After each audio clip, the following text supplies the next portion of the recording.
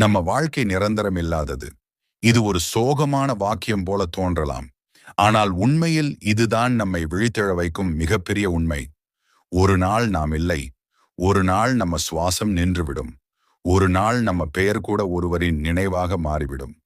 அந்த நாளை நினைத்தாலே சிலருக்கு பயம், சிலருக்கு பதட்டம், சிலருக்கு அதை பற்றி இப்போ யோசிக்க வேண்டாம் என்ற மனநிலை. ஆனால் இறப்பு பற்றி யோசிக்காத வாழ்க்கை முழுமையான வாழ்க்கை அல்ல. நிரந்தரமில்லாத வாழ்க்கை உண்மை என்ன? நிரந்தரமில்லாத வாழ்க்கை. இந்த ஒரு வாக்கியம்தான் மனிதனின் மிகப்பெரிய உண்மை. ஆனால் அதையே மனிதன் ஏற்க மிகவும் கஷ்டப்படுகிறான்.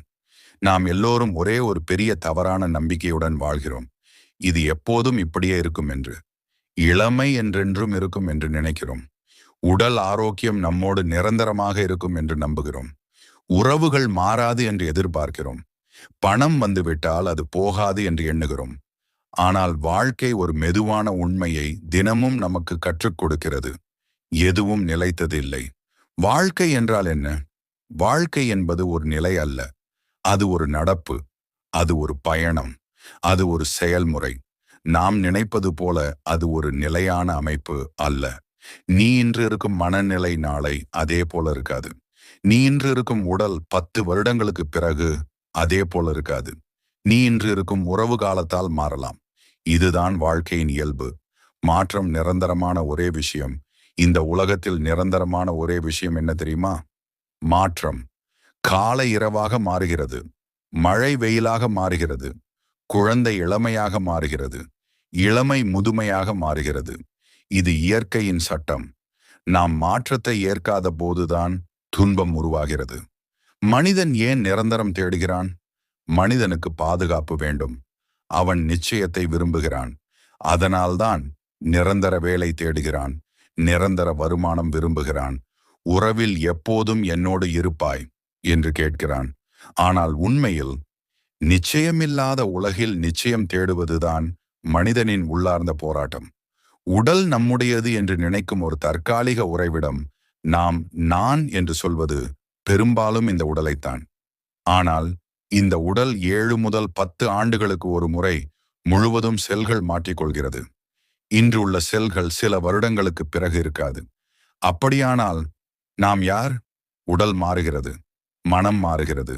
சிந்தனை மாறுகிறது. எல்லாம் நிலையற்றது. இது புத்த மதத்தின் அடிப்படை உண்மை. உடல் நிலையற்றது. உணர்ச்சி நிலையற்றது. எண்ணம் நிலையற்றது.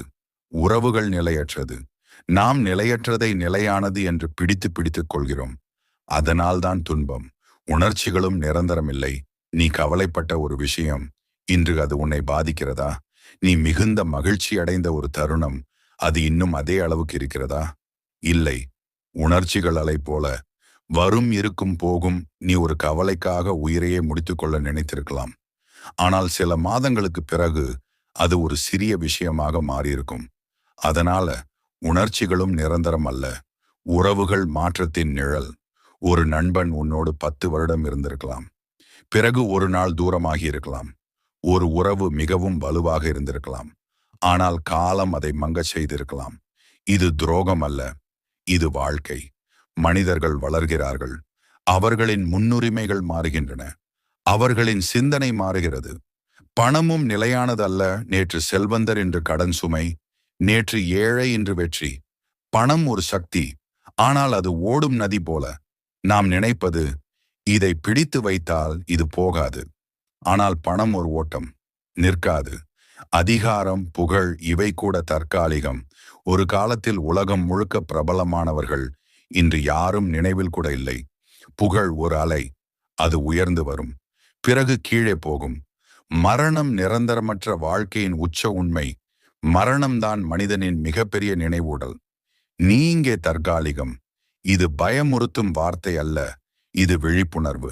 நாம் எவ்வளவு பெரிய வீடு கட்டினாலும், எவ்வளவு பணம் சேர்த்தாலும், எவ்வளவு சாதனை செய்தாலும் ஒரு நாள் இந்த உடல் நிற்கும். நிரந்தரம் இல்லாத வாழ்க்கை ஒரு சாபமா? இல்லை. இது ஒரு ஆசீர்வாதம். ஏன் தெரியுமா? நீ நிரந்தரமாக இருந்தால் நீ இன்றைய நாளை மதிக்க மாட்டாய். நீ யாரையும் இழப்பதற்கான பயம் இருக்காது.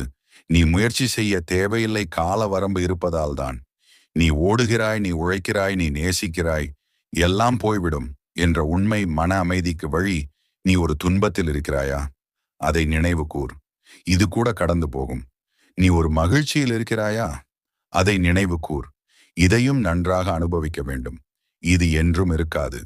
இந்த சிந்தனை தான் மன சமநிலையை தருகிறது. நிரந்தரமில்லாத வாழ்க்கையை புரிந்து கொண்டவனின் குணங்கள், அவன் அகம்பாவம் குறைவாக இருக்கும். அவன் சண்டைகளை நீண்ட காலம் பிடித்திருக்க மாட்டான். அவன் நன்றி உணர்வுடன் வாழ்வான். அவன் நேரத்தை வீணாக்க மாட்டான். அவன் பிறரை மதிப்பான். ஏனெனில் அவன் அறிந்து விட்டான், நேரம் குறைவு. நேரம் நம்மால் வாங்க முடியாத ஒன்று. நீ பணம் இழந்தால் சம்பாதிக்கலாம், உறவு இழந்தால் புதிதாக உருவாக்கலாம். ஆனால் இழந்த நேரத்தை திரும்ப வாங்க முடியாது. நேரம்தான் வாழ்க்கை. நேரம் போகிறது என்றால் வாழ்க்கை போகிறது. நிரந்தரம் தேடும் மனதிலிருந்து விடுபடுவது எப்படி? மாற்றத்தை எதிர்க்காதே. ஒவ்வொரு நாளையும் தனி வாழ்க்கை போல பாரு. பிடிவாதங்களை குறை. மன்னிப்பு பழகு. நன்றி சொல்ல பழகு. உண்மையான சுதந்திரம் நீ உணர்ந்தால், எதுவும் எனக்கு சொந்தமில்லை, எல்லாம் தற்காலிகம். அப்பொழுது உன் மனம் லேசாகிவிடும். நீ யாரையும் கட்டுப்படுத்த முயற்சிக்க மாட்டாய்.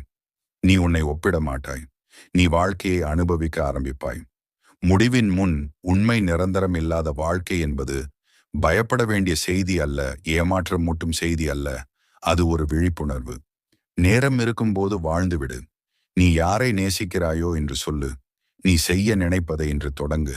நீ மன்னிக்க வேண்டியவரை என்று மன்னித்து விடு. ஏனெனில் நாளை உண்டு என்ற உறுதி யாருக்கும் இல்லை. இறுதி சிந்தனை நிரந்தரமில்லாத வாழ்க்கை. அதனால்தான் அது அருமையானது. அதனால்தான் அது அர்த்தமுள்ளது. அதனால்தான் அது விலை மதிப்பற்றது.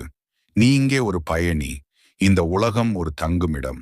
நேரம் குறைவு, ஆனால் அர்த்தமுள்ளதாக வாழ போதுமானது. இறந்தால் என்ன ஆகும்? ஆன்மீகமும் அறிவியலும் மனிதன் 1000 வருடங்களாக கேட்டுக்கொண்டிருக்கும் ஒரு கேள்வி. இறந்தால் என்ன ஆகும்?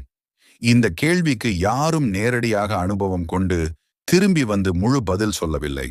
ஆனால் மனிதன் 3 வழிகளில் பதிலை தேடினான். ஆன்மீகம், மதம், அறிவியல். இன்று இந்த 3ஐயும் ஆழமாக பார்க்கலாம். ஆன்மீக பார்வை. உடல் மற்றும் உயிர். ஆன்மீகத்தின் அடிப்படை கருத்து: நாம் உடல் அல்ல, நாம் உயிர் சக்தி. உடல் என்பது ஒரு வாகனம். உயிர் என்பது ஓட்டுநர். வாகனம் பழுதாகும், ஓட்டுநர் பயணம் தொடருவான். கௌதம புத்தா பார்வை புத்தர் மரணத்தை முடிவு என்று பார்க்கவில்லை. அவர் சொன்னது பிறப்பு, வாழ்வு, இறப்பு, மறுபிறப்பு. இது ஒரு சுழற்சி. அனிச்சா, எல்லாம் நிலையற்றது. உடல் உடைந்து போகும், ஆனால் கர்ம விளைவுகள் தொடரும். புத்த மதத்தின்படி நீ செய்த செயல்கள், நீ உருவாக்கிய எண்ணங்கள், நீ வைத்த ஆசைகள், இவை உன் அடுத்த பிறவிக்கான விதைகள்.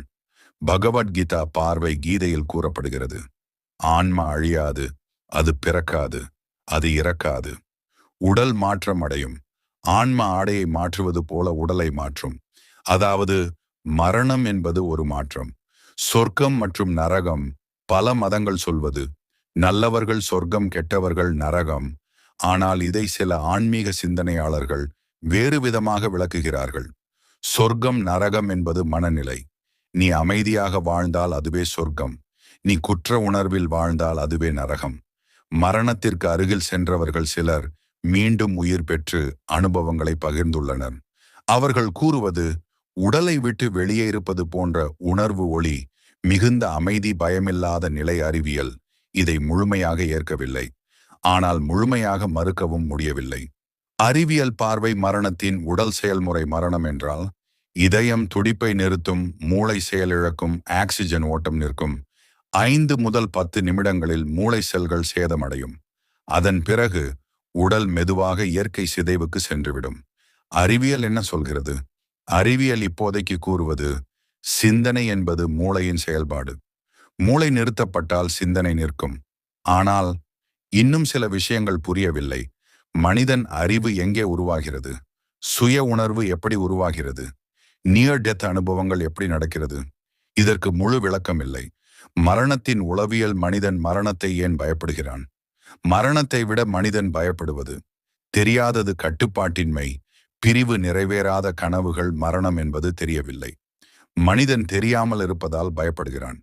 உண்மையில் முக்கியமான கேள்வி, இறந்தால் என்ன ஆகும்? இது ஒரு பெரிய கேள்வி. ஆனால் அதைவிட முக்கியமான கேள்வி, இறப்பதற்கு முன் நான் எப்படி வாழ்கிறேன்? ஏனெனில் மரணத்துக்கு பிறகு என்ன என்பது நமக்கு தெரியாது. ஆனால் உயிரோடு இருக்கும் இந்த நொடியில் என்ன செய்யலாம் என்பது நமக்கு தெரியும். 3 சாத்தியங்கள், இறப்புக்கு பிறகு 3 சாத்தியங்கள் இருக்கலாம். 1 எதுவும் இல்லை, முழு இருள், முழு அமைதி. 2 மறுபிறவி, உயிர் மற்றொரு உடலுக்கு செல்கிறது. 3 வேறு ஒரு பரிமாணம், நாம் புரியாத ஒரு நிலை. நமக்கு உறுதி இல்லை, ஆனால் பயம் தேவையில்லை. மரணம் ஒரு ஆசிரியர், மரணம் நமக்கு கற்றுக் கொடுக்கும் பாடம். நேரம் குறைவு, அகம்பாவம் தேவையில்லை.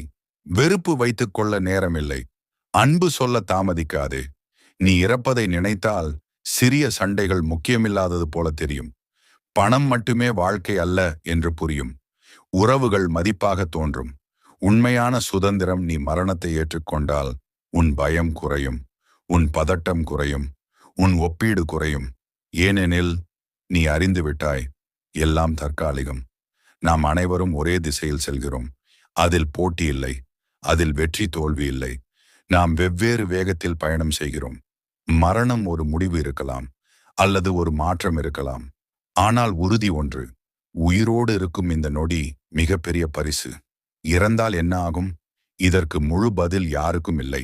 ஆனால் நாம் அறிந்திருப்பது, உடல் நிலையற்றது, நேரம் குறைவு, வாழ்க்கை அருமை. அதனால் மரணத்தை பயப்பட வேண்டாம். அதை நினைத்து விழித்தெழ வேண்டும். இன்று வாழ்ந்துவிடு, இன்று நேசித்து விடு, இன்று மன்னித்து விடு, இன்று உன் கனவுக்கு ஒரு படி போடு. ஏனெனில் நாளை உண்டு என்ற உறுதி இல்லை, ஆனால் இந்த நொடி உன் கையில் உள்ளது. நிரந்தரம் இல்லாத வாழ்க்கையை எப்படி அர்த்தமுள்ளதாக வாழலாம்? நாம் 2 உண்மைகளை ஏற்க வேண்டியது அவசியம். வாழ்க்கை நிரந்தரமில்லை, நேரம் குறைவு. இந்த 2 உண்மைகளை உணர்ந்தவுடன் ஒரு புதிய கேள்வி எழுகிறது. அப்படியானால் இந்த குறுகிய வாழ்க்கையை எப்படி அர்த்தமுள்ளதாக வாழலாம்? இது ஒரு சாதாரண கேள்வி அல்ல, இது வாழ்க்கையை மாற்றும் கேள்வி. அர்த்தம் என்றால் என்ன? பலர் வாழ்க்கையை வெற்றி மூலம் அளவிடுகிறார்கள். எவ்வளவு சம்பாதித்தாய், எவ்வளவு உயர்ந்தாய், எத்தனை பேர் உன்னை பாராட்டினார்கள். ஆனால் அர்த்தமுள்ள வாழ்க்கை என்பது வெற்றியை மட்டும் பொருள்படுத்தாது.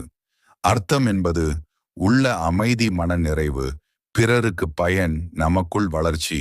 நீ வெளியில் வெற்றி பெற்றாலும் உள்ளே வெறுமையாக இருந்தால் அது அர்த்தமில்லை. நேரத்தை மதிக்கும் வாழ்க்கை.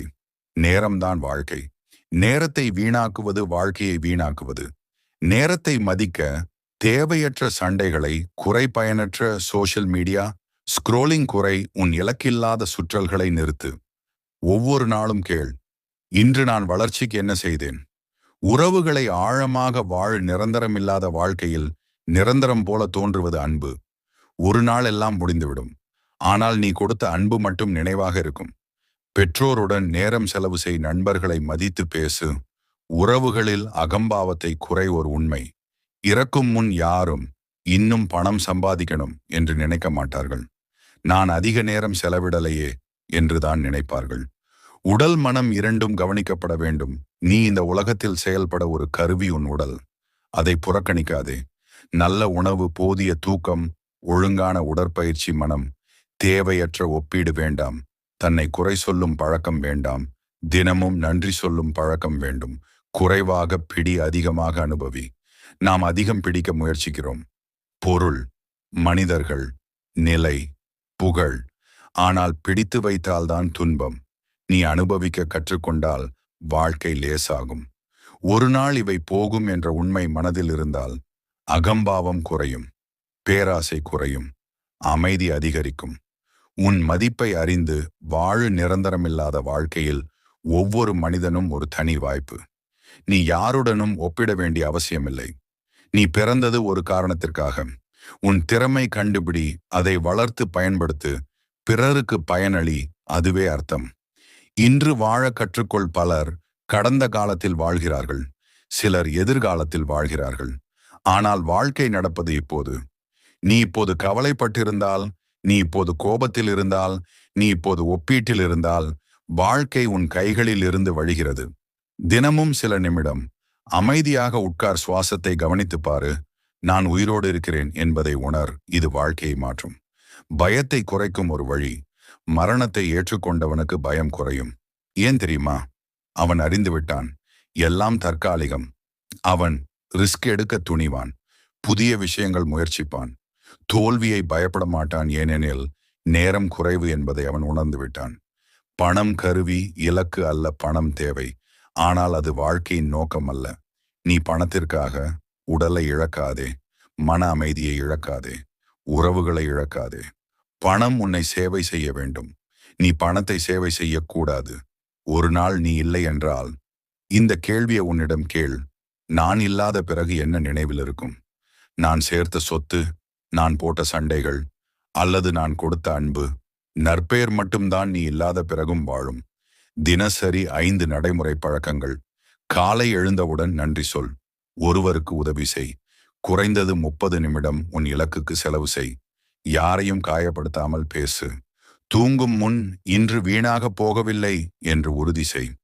அகம்பாவத்தை குறைக்கும் நினைவு ஒரு நாள் உன் பெயர் மங்கும். உன் புகைப்படம் பழையதாகும். உன் சாதனைகள் மறக்கப்படும். அதனால் நீ எதற்காக பெருமை? நீ எதற்காக வெறுப்பு? அனைத்தும் தற்காலிகம். வாழ்க்கை ஒரு பரிசு. நாம் கேட்காமல் கிடைத்த ஒன்று வாழ்க்கை. அதை மதிக்காமல் செலவழிப்பது தவறு. நீ இன்னும் சுவாசிக்கிறாய் என்றால் இன்னும் ஒரு வாய்ப்பு இருக்கிறது. இன்னும் ஒரு மாற்றம் சாத்தியம். இன்னும் ஒரு கனவு தொடங்கலாம். நிரந்தரமில்லாத வாழ்க்கை ஒரு சோக செய்தி அல்ல, அது ஒரு அழைப்பு. நேரம் இருக்கும்போது வாழ்ந்துவிடு. நீ எவ்வளவு நாள் வாழ்கிறாய் என்பது முக்கியமல்ல, நீ எப்படி வாழ்கிறாய் என்பதுதான் முக்கியம். நிரந்தரமில்லாத வாழ்க்கை, அதனால் அது அழகானது, அதனால் அது அர்த்தம் உள்ளது, அதனால் அது அவசரமானது. இன்று அன்பு கொடு, மன்னி, தொடங்கு, முயற்சி செய், வளர்ச்சி அடை. ஏனெனில் நாளை யாருக்கும் உறுதியில்லை, ஆனால் இன்று உன் கையில் இருக்கிறது.